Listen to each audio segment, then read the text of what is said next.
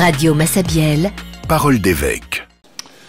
Bonjour à tous, soyez les bienvenus dans votre émission hebdomadaire Parole d'évêque, émission produite par le diocèse de Guadeloupe et Radio Massabielle. Monseigneur Philippe Guiougou, bonjour. Bonjour Thierry, bonjour les auditeurs et auditrices de Radio Massabielle. Bonjour à tous ceux et toutes celles qui nous suivent sur les réseaux sociaux. D'abord, Monseigneur, revenons sur la création du groupe des chrétiens psychologues de Guadeloupe, fruit de la rencontre inédite à laquelle vous les aviez conviés le week-end dernier. C'était à l'évêché à Basse-Terre. Tout à fait, nous avons vécu un temps fort puisque nous nous sommes retrouvés avec les chrétiens psychologues de la Martinique autour du Père Sostène qui est un groupe qui existe depuis maintenant 7 ans. Et nous avons voulu, à la suite aussi d'échanges et de discussions avec le Père Sostène, j'ai voulu proposer la même chose aux chrétiens psychologues de notre diocèse. Et avec joie, nous nous sommes retrouvés, un peu comme à l'Évangile, il fallait rajouter des chaises, bien plus nombreux que nous ne le pensions, à savoir une bonne vingtaine de chrétiens psychologues de la Guadeloupe, plus ceux de la Martinique. Donc nous étions une petite trentaine à nous rassembler sur une journée à l'évêché et le lendemain à la cathédrale. La surprise est venue en fait du nombre de ces professionnels de la santé mentale qui ont répondu à votre appel? À la fois oui, puisque c'était une première, donc on ne savait pas trop comment cela allait répondre. Donc ça a été une bonne surprise. Et d'ailleurs, beaucoup l'ont dit, ils sont venus par curiosité, ils ont entendu cet appel ou un collègue qui a invité. Et puis aussi la bonne surprise, si j'ose dire, de la teneur finalement de cette journée, des échanges, parce qu'on leur a surtout proposé de partager autour de la parole de Dieu, à la fois le matin et l'après-midi, donc une manière d'exprimer sa foi et de dire comment la parole de Dieu vient nous interpeller dans notre vie, et eux, peut-être particulièrement dans leur pratique professionnelle en tant que psychologue. Voilà, donc c'était ça a été deux moments forts que nous avons vécu avec ces psychologues. Maintenant, comment cette démarche, cette future collaboration avec notre diocèse va-t-elle s'articuler, Monseigneur? On a bien compris qu'il s'agissait aussi de créer un espace entre ces chrétiens psychologues afin qu'ils nourrissent d'abord leur foi.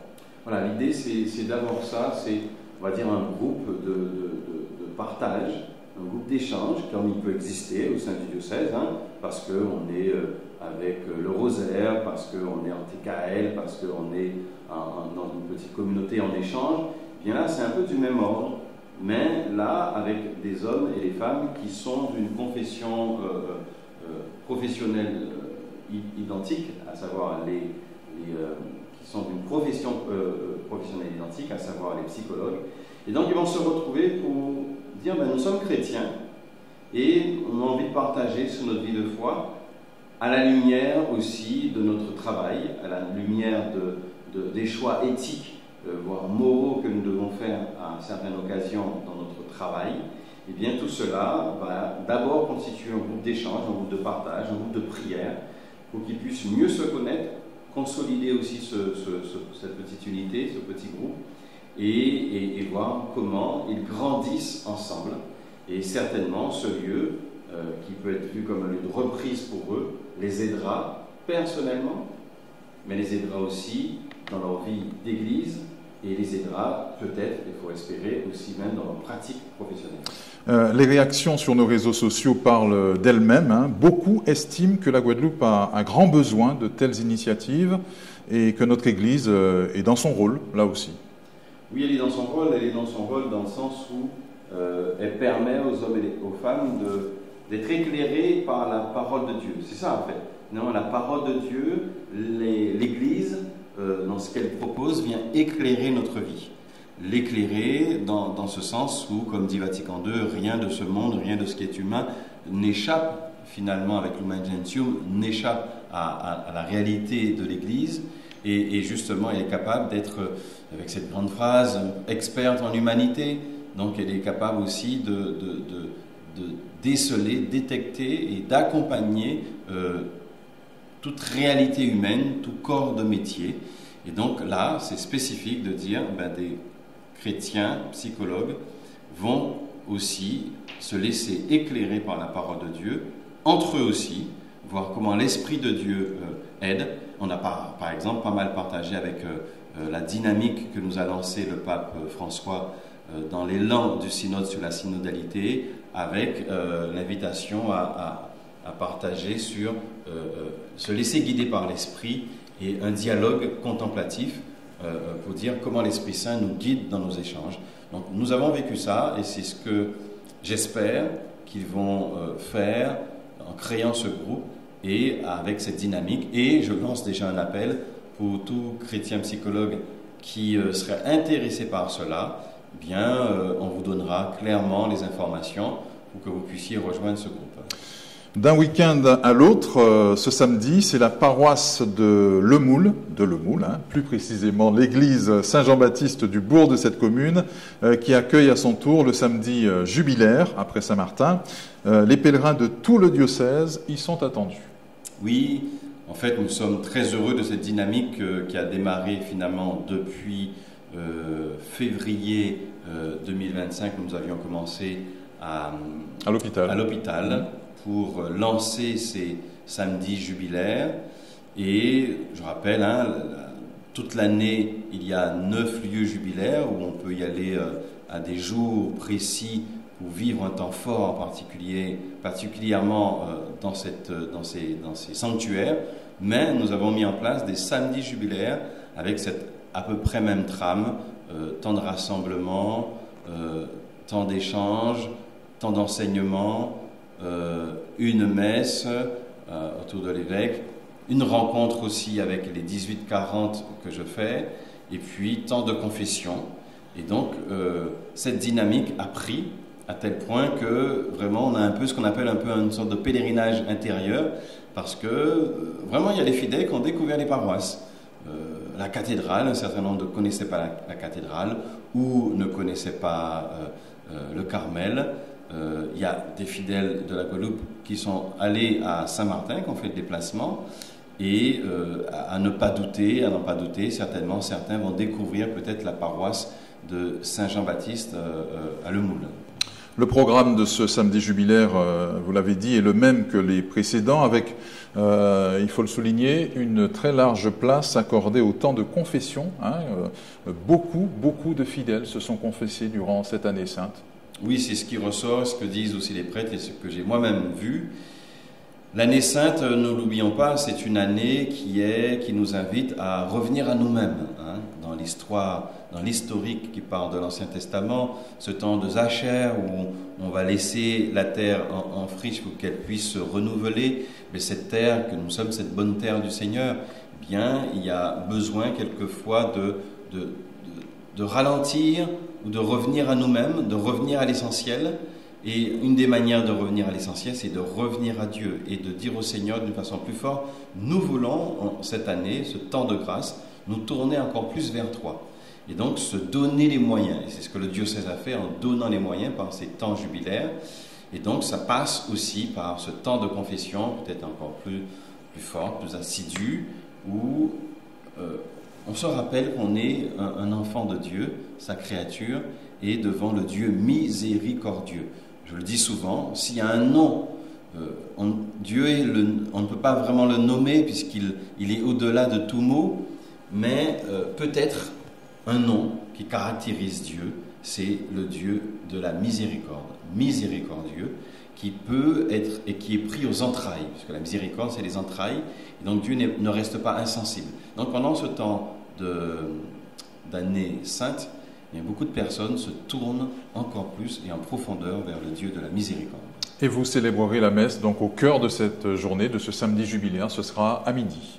Voilà, 12h, la messe qui sera proposée à tout fidèle, aux jeunes, aux moins jeunes, et donc ce lieu de sanctification qu'est la messe, et au cœur de temps de confession qu'on aura déjà vécu un peu avant et qu'on vivra encore après, pour dire, eh bien, on vient sanctifier notre vie, on vient l'offrir au Seigneur. J'aime bien cette dynamique de l'offrande. Offrez votre vie à Dieu pour qu'il puisse vous aider à la transformer, à la transfigurer. Et donc ça veut dire voir tout ce qui est zone d'ombre, le Seigneur vient éclairer et nous venons offrir notre vie au Seigneur. L'on peut dire, Monseigneur, que cette année sainte en Guadeloupe, au sein de notre diocèse, a vraiment suscité un bel engouement, un regain de ferveur, d'espérance aussi. L'espérance ne déçoit pas, Romains 5,5. Donc je dis à tout le monde, si vous ne connaissez pas maintenant la référence de Romains 5,5, ça ne va pas. Voilà, c'est ce thème que l'on traverse pendant toute cette année. L'espérance ne déçoit pas parce que c'est l'amour de Dieu. Elle ne déçoit pas parce que l'amour de Dieu est indéfectible. Il s'est donné jusqu'à la mort. Il a envoyé son esprit pour que par son amour, son espérance ne déçoive pas. Et on rappelle encore une fois que cette espérance, c'est le Christ ressuscité pour nous. Donc, oui, et puis retenir que c'est une année aussi l'indulgence plénière qui est donnée parce que nous avons vécu ces samedis jubilaires, parce qu'on s'est rendu sur ces lieux de pèlerinage, parce qu'on a vécu aussi la messe comme lieu de sanctification, parce que nous avons prié pour le pape, parce que nous nous sommes confessés. Eh bien, nous recevons cette indulgence qui vient. On rappelle qu'on nous dit que le péché et même la confession va certes pardonner, mais il peut rester encore quelques traces de ce que nous avons vécu comme difficile. Eh bien, l'indulgence vient comme effacer cela, ou vient encore plus les présenter au Seigneur. Donc, beaucoup de personnes l'ont compris et font cette démarche de pèlerinage, de pèlerins, et font cette démarche d'indulgence. Après ce samedi jubilaire, Monseigneur, vous vous envolerez pour Paris et Lourdes ensuite, pour quelques temps de repos aussi, avant l'Assemblée plénière des évêques de France qui débutera donc le 4 novembre. De nombreux thèmes seront abordés, l'enseignement catholique, la question des abus, la présentation du thème triennal, mais aussi un point, on l'a vu, sur la situation politique en France. Oui, l'Assemblée plénière qui rassemble l'ensemble des évêques de France et d'Outre-mer. Et un moment important, il y a 2 grands temps, mais nous des Outre-mer, nous participons surtout au rassemblement de Lourdes. Eh bien, cela nous permet à la fois de nous rencontrer, de nous connaître. Il y a de nouveaux évêques qui ont été nommés, donc c'est un temps à la fois fraternel et convivial. Depuis quelques années, on donne plus de temps aussi à quelques carrefours où nous pouvons dialoguer, échanger, prier ensemble. Donc ce n'est pas rien, c'est important. Et puis des thèmes qui sont à la fois récurrents de par leur importance, la question des abus. Nous continuons à avancer et à travailler sur cette question. Donc c'est aussi normal que nous creusions cela sur le fond et sur la forme. Donc ça revient de nouveau et c'est très bien.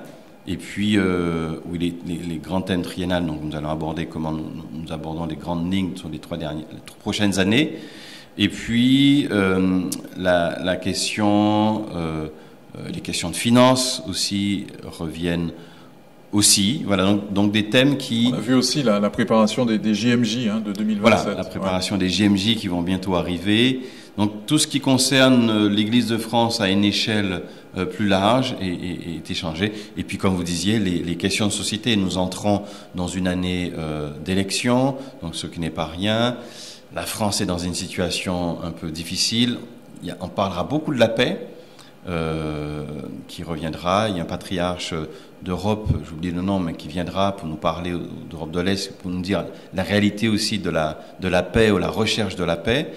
Et puis l'école catholique, effectivement, parce qu'on a un nouveau directeur national de l'école catholique. On voit bien qu'on est un peu secoué en ce moment par le gouvernement qui veut mettre à mal un peu encore la question de la laïcité alors que les choses sont très claires. Pour certains qui comprennent pas que nous ayons des croix dans nos écoles, alors que c'est un vrai sujet, ça. C'est un vrai sujet, alors que le caractère propre même s'il y a la liberté, on a déjà dit, nous accueillons tout le monde puisqu'on est sous contrat avec l'État, mais ça n'enlève rien de ce que nous sommes et qui est proposé. Si on est en école catholique, c'est que nous avons le désir et le droit totalement de proposer la foi. Et dans le mot proposer, c'est très clair, on accepte ou on n'accepte pas, mais c'est proposé. Et puis le nouveau directeur a très clairement dit et a rappelé aux politiques que nous avons le droit de prier et de proposer, de faire vivre des temps spirituels au sein de l'école catholique. Donc tous ces points seront redébattus, réexprimés pour que nous soyons très clairs devant l'État et les politiciens pour que nous fassions entendre ce que nous sommes. Ensuite, ce sera la messe de nos compatriotes des Antilles, de la Guyane et de la Réunion, à l'église Saint-Sulpice à Paris, comme chaque année, le 11 novembre. Oui, et puis autour de la thématique, de nouveau, et c'est pas étonnant, de l'année jubilaire de l'espérance au cœur de notre vie. Cette espérance qui ne déçoit pas, elle rassemble chaque année des milliers vraiment d'Antillais guyanais. Et cette nouveauté, nous avons invité Monseigneur Pascal Chantang de la Réunion pour qu'il participe avec nous, donc avec cette ouverture, plus que Antilles-Guyane, aussi nos frères réunionnais. C'est un beau rassemblement, c'est un moment de ferveur, où nous aurons dans la journée aussi des temps de rencontre avec l'aumônerie interne qui essaye de faire vivre aussi cette proposition dans l'Hexagone, avec des enjeux comme les étudiants qui partent, et nous essayons de créer une dynamique aussi auprès des plus jeunes. Donc c'est une réalité, nos jeunes, les Antillais qui sont dans l'Hexagone, qui sont en province ou région parisienne, comment animer de leur foi. Ils proposent aussi aux autres, parce qu'ils viennent avec un savoir-faire et être, et d'église, mais aussi qu'ils reçoivent de ceux qu'ils rencontrent, avec ceux avec qui ils partagent dans leur lieu de vie. Durant votre séjour, vous rendrez visite également à nos séminaristes d'Orléans, c'est bien ça? Tout à fait. Ceux d'Aix en Provence seront également visités, mais après? Oui, et puis surtout par le délégué des vocations, des séminaristes du moins, le Père Gérard Foucan. Donc là, je me concentrerai sur les Orléans parce qu'en fait, on a réussi à mettre pendant le passage à Lourdes, parce que c'est une difficulté pour nous qui avons des séminaristes, nous n'arrivions pas à participer à l'Assemblée Générale, donc on a pu caler sur notre passage à Lourdes, et donc le 12 novembre, de retour de Lourdes, après le 11, nous serons, l'ensemble des évêques qui ont des séminaristes ou qui appartiennent de façon tutélaire au séminaire, eh bien, nous discuterons, échangerons sur la formation des séminaristes, sur la question de la formation permanente, c'est-à-dire une fois ordonné prêtre, comment le prêtre continue à être formé, sur les questions de l'insertion pastorale du séminariste. Voilà, ce sont un ensemble de sujets qui permet d'ajuster tout simplement aussi la formation. Et c'est bien pour les séminaristes aussi de voir leur évêque. Bien sûr, et c'est bien de voir leur évêque. On amène un peu de chaleur. Si je peux, j'amènerai un peu de jambon de Noël pour eux. Noël approchant. Très bien. Question de fidèles, Monseigneur, on en a souvent. Pourquoi est-il important de prier et surtout comment prier? Alors la prière, c'est quelque chose de central finalement dans la vie du croyant, dans la vie, dans la parole de Dieu. Nous voyons, si je prends l'exemple des psaumes, on nous demande souvent, mon Seigneur, mon Père, est-ce que vous avez un psaume à nous donner? Et l'avantage et la force des psaumes, c'est qu'ils montrent des hommes et des femmes qui, par les psaumes, ont prié en fonction de leurs circonstances de vie. Psaume de louange, psaume de désolation, c'est-à-dire je traverse un moment difficile, je crie vers mon Dieu. Psaume d'action de grâce, merci Seigneur pour ce que tu fais dans ma vie. Si je prends cet exemple, et puis nous voyons au cœur même de l'Ancien Testament, des hommes qui, parce qu'ils se sont détournés de Dieu, des prophètes qui vont dire revenez à Dieu, vous vous êtes détournés de lui. On peut trouver à travers Amos, à travers Jérémie, qui montre que le cœur de l'homme est fait pour revenir à Dieu, ne pas se détourner de Dieu. Et donc c'est ce qui est de l'ordre de l'homme qui prend conscience petit à petit qu'il y a un Créateur et qu'il doit être en connexion avec lui, en lien avec lui. Donc si je dois dire pourquoi prier, c'est pour nous rappeler que Dieu, qui est notre Créateur, notre Père, celui que j'appelle Abba, Papa, eh bien je dois reconnaître sa présence dans ma vie. Alors, comment prier? C'est la question à 1000 euros, si j'ose dire. Eh bien, j'ai envie de dire d'abord... ce qui me revient, c'est Jean 17, cette longue prière qui dit « Père, je suis à toi, je suis en toi, qui m'a vu a vu le Père, qui veut connaître le Fils doit passer par le Père, soyez un comme nous sommes un, dans l'unité, la communion qui est entre le Père et le Fils. Je vous invite vous-même à vivre cette communion. » Donc le comment, c'est d'abord se disposer à entrer en communion et en lien avec Dieu. Faire silence, souvent un lieu calme, pourquoi pas, une église, ma chambre peut permettre cela, vivre cette intériorité et se tourner vers Dieu. Ça veut dire aussi, j'aime bien dire, il y a la prière qui nous accompagne, la prière de l'Église, le Notre Père. Dieu nous a laissé, Jésus-Christ nous a laissé une prière, le Notre Père. Quand vous voulez prier le Père, dites Notre Père qui es aux cieux. Mais nous avons aussi ces prières d'Église, le Je crois en Dieu ou autres, qui nous donnent des mots. Cela nous donne des mots quand peut-être nous n'avons plus nous-mêmes nos propres mots. Mais la meilleure prière, c'est de dire à Dieu, voici Seigneur ma vie. Voici ce que je vis, voici ce que je souhaite que tu portes avec moi, pour moi, et de dire peut-être que je n'ai plus les forces, la force de le porter, de le vivre, viens. Et comme je disais, je souhaite dire merci, merci, pardon, s'il te plaît, je l'exprime à Dieu. Donc, prier, ça me semble être vital parce que nous sommes des enfants de Dieu et nous rappelons par la prière qu'il est notre Créateur. Comment prier? Prendre le temps, prendre un temps de retrait, un temps de silence, autant que possible. Mais aussi, ça peut être au cœur de mon activité, au cœur du travail, au cœur de quelque chose que je vis, me poser et me tourner vers Dieu et lui dire, Seigneur, écoute-moi. Eh bien, la transition est toute trouvée. Nous terminons, Monseigneur, par votre prière et votre bénédiction. Voilà, nous pouvons, au cœur de la prière que je propose comme une prière de confiance, justement, je disais, il y a différents types de prières. Eh bien, Seigneur, je peux, à travers cela, exprimer la confiance que j'ai en toi et le besoin de me tourner vers toi pour que tu puisses m'épauler et m'aider. Au nom du Père et du Fils et du Saint-Esprit. Amen. Seigneur, quand tout semble incertain, quand mes forces s'épuisent et que mes plans s'effondrent, je veux croire que tu es là. Apprends-moi à ne pas tout maîtriser, à déposer mes peurs dans tes mains, à te laisser le temps d'agir, car ton heure n'est jamais trop tardive et ton amour ne déçoit jamais. Quand je chancelle, sois ma force. Quand je doute, sois ma lumière. Quand je me ferme, ouvre mon cœur. Entre tes mains, je remets mes luttes, mes désirs, mes faiblesses, mes joies. Fais grandir en moi la confiance, qui ne dépend pas des résultats, mais de la certitude de ton amour. Et que Dieu Tout-Puissant vous bénisse, le Père et le Fils et le Saint-Esprit. Amen.